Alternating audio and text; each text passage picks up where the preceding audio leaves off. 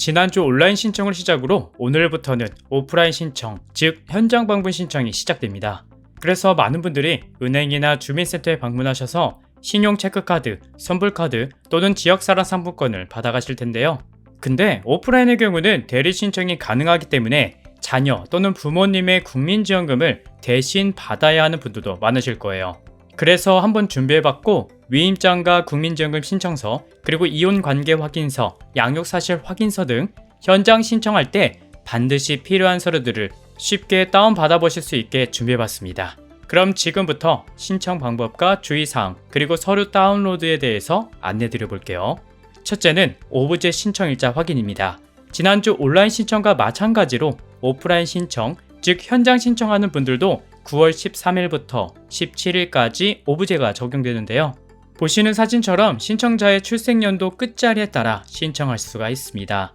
그리고 정말 많은 분들이 많이 물어보셨는데 대리 신청의 경우는 누구의 출생연도에 방문을 해야 하냐 라는 질문이 많았어요. 그래서 제가 직접 콜센터에 문의해봤는데 대답은 대리로 위임받는 분이 아닌 신청하는 분의 출생연도 끝자리에 따라서 신청하면 된다고 합니다. 좀 더 쉽게 말씀드려 볼게요. 제가 저희 부모님을 대신해서 대리 신청하려고 한다. 그러면 제 출생연도가 아닌 저희 부모님의 출생연도에 맞춰서 신청하면 된다는 거예요. 이 부분은 잘 참고하시면 좋을 것 같아요.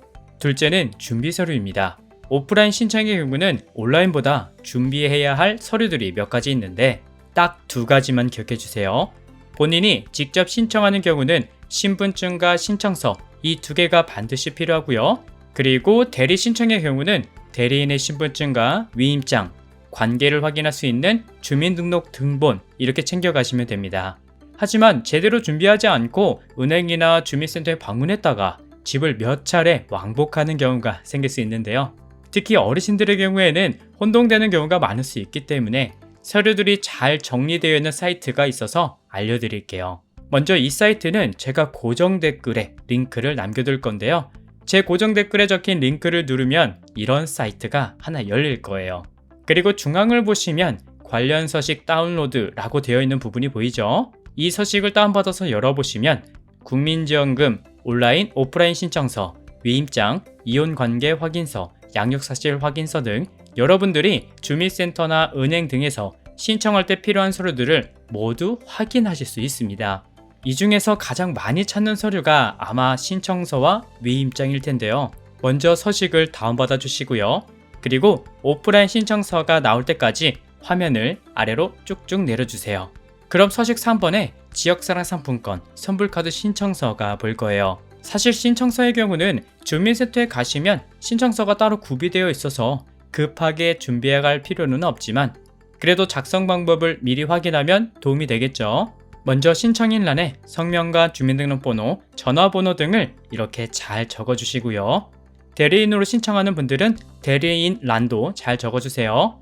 그리고 지급 방법에서는 여러분들이 원하는 방식을 체크하시면 되는데 여기서 지역사랑 상품권, 종이 화폐로 받으실 분들은 하나 기억해 두셔야 합니다. 뭐냐면 각 지자체마다 지역사랑 상품권으로 지급받을 수 있는 곳과 지급받을 수 없는 곳도 있다고 해요. 그러니까 모든 지자체에서 종이류로 된 지역사랑 상품권을 다 받을 수 있는 건 아니라는 건데요. 아무래도 각 지자체의 재정과 여건 등 상황에 따라 발급하고 또 가맹점에서의 부정수취나 불법 환전 등의 문제가 발생할 수도 있기 때문에 대부분 지자체가 종이 상품권을 구비하지 않고 선불카드 방식으로 지급하고 있다고 합니다.